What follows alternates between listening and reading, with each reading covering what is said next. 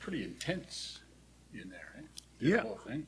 Yeah, the draft process or the draft day is a culmination of the draft process for us. Right? We're talking having the opportunity to see these guys dating all the way back to January, and then going through the process of watching their film, evaluating the film, getting the coaches involved, evaluate the film, the interview process, having the background of each individual player, and then getting to the point to where you're ranking them, mock drafting, and then today, right? And today is obviously about the players' day, but it's also about the teams, right? Our team specifically building depth for today, building depth for the future, and more importantly, finding guys that are fits for what we're doing moving forward. So I think that in itself gives us, an opportunity to kind of, put our stamp in the organization, and we feel like we're getting the character guys that we look for and that this organization is used to. You talked about mock drafting. Did you do more of that than normal because you had to wait till the 10th spot to pick? I think the mock draft process is typically the same. We go through it all the same way. We're always like, okay, if we want to go in, if we want to get into the first round, how would we get there? You do those exercises, and then you go through the process of, what if no one trades with us? And you look at in our case, we're picking 10th overall. So it says, if everyone in the league had our draft board, do we feel really good at 10? And each time we felt really good that we were going to get a good player at 10. You got a good player in Darian Newell. Two-part question. Waiting at 10 and seeing how the pieces fell, but then you get Newell that was a projected first rounder to fall at 10. Yeah. Well, again, with Darian, we feel like, the last 3 years he's been arguably the best player at the U Sport level. Mm-hmm. And for him to fall to where we're at is great. And again, there's more to this story of him dropping that will be coming. But for us, we felt comfortable with everything and all the information that we have going into this. So we feel very confident that, with Darian, and we feel like we're getting an excellent player. Were you getting excited as you saw him kind of slipping towards 10? I think we kind of felt that, we felt that it was likely, but we were very excited. When it got to 8 and 9, I was wondering if it was going to happen. And, he was the top, player, top player on our board for available players, starting the process, right? And then going forward as everything started to unfold, we still felt that he was a player that we wanted to have, and we're excited about that whenever he gets here. You guys had him at number 1? Yeah. He was number 1. Yes, he was number 1. Yes. Does he have anything going on down south that you're going to have to wait for? No, I mean, we'll talk about that in the future. In the next 24 hours, we'll start talking about everything that's going on with him. But absolutely, we're fired up to have him as part of our organization, and I'm looking forward to that. The 2 picks out of UBC with fullback Skylar Griffith and running back Isaiah Knight, who had a sensational year last year, workhorse. Tell me about those 2 picks.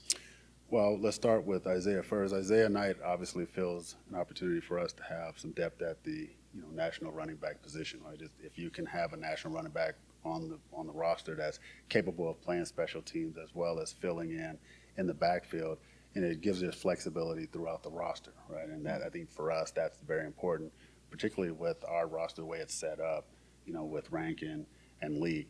We're not overly trying to put Leak in a situation where he carries too much of the load in a game if something were to happen to the starting back. So we wanted to make sure we had some flexibility there. With Skylar Griffith, Skylar Griffith currently is injured. He's going to be a future for us. He's going to take a medical red shirt. Our intent for him is the future, right? We look at him as the fullback, tight end, special teamers, jack of all trades, very athletic player that we're very excited to get. Again, that one is one that, because of our flexibility with our roster this year, we feel that it's an opportunity for patience for us to take some time, get him back to health, and really look at the 2026 season for him. I know you told me last week you didn't think there'd be a chance to move up into the first round. Was there any conversation? Plenty of conversations. It was active, but ultimately, things have to work out for both sides. A lot of respect for the other, GMs who have had a chance to, talk to through this process. But at times, when you're in it, things have to work for both. And, at the end of the day, you're quite comfortable where you are, and see where the chips fall. And we've been practicing up until this point for our current draft position. So it really didn't affect us too much with that, because there wasn't a desperate need to get into the top, half of the draft as far as the first round is concerned. And as far as, I'm concerned, we ended up getting a guy who we projected was going to go in the top 5. We got him at where we would, be happy to have him. Alex Holland's signing, he's healthy. He definitely changes that complexion of your receiving core, which was already very good. Now it can be really, really good. Yeah, no, Alex Hollins is one of the stars in this league, and he's a fantastic. He's got a lot of speed, knows this offense. Having a chance to talk with him, he's an exciting player. Obviously, when you're playing against him, he's a big threat. But we're happy to have him here. He's familiar with our offense, and again, our whole purpose is just to give ourselves the best chance with weapons, guys with experience around Trey, with guys who know the system, and guys that can make plays for us. Our intent is to come out and compete, right? I mean, that's what we're expecting, and we believe that the guys that we're bringing in are going to do that. But as I've said before, like, these are guys who are cultural fits, guys who fit what we're doing here, and are team guys first. So that's what we're looking for, and we're starting to get those guys in here. Hollins yesterday. Today you get a guy in a position maybe you didn't think you'd get him in. Pretty good 24 hours for you.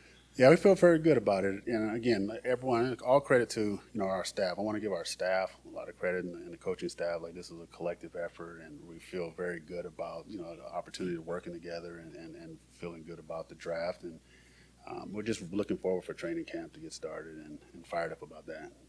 I assume you're making calls to these guys as you pick them. Any interesting reactions from any of them? Anything? No, I leave that for the coaches and everyone in the beginning. I'll call them when everything settles down, because we're in the middle of everything. You never know when you're going to call or get a call. And earlier today there was 2 calls at the same time, so I try to make sure that I'm available for that. But I'll have an opportunity to call them with a lot of time, and really get a chance to spend some time and talk with them about how excited we are to have them, and allow them to have their evening and celebrate with their families. So, capped off the draft with the Golden Bear and Colby Herford. How nice is it to be able to reach into your own backyard to find talent, and also have his old head coach inside the building? Absolutely. No, he's an excellent player, and we felt very good about it. And we wanted to get a receiver in the draft before we were done, and why not get someone from here? Someone that we know, and someone that we have a ton of information on. So we're just excited to have him on our football team, and we're looking forward to seeing him compete and be a part of our team. Kind of nice to have Chris involved in this. He's been watching all these guys for the last 4 years. Absolutely. Western guys. Anyway. Yeah, no, absolutely. You have to look at Chris as an advantage for us, right? Because the wealth of knowledge that he has, not only Can West, but just all throughout, recruiting and talking about these kids. So this is what I mean when we're talking about having information on guys, and going back to what I was saying earlier about Darian Newell. Like, we have enough information that makes us feel, excited, as well as comfortable and confident in knowing what we're getting in the person.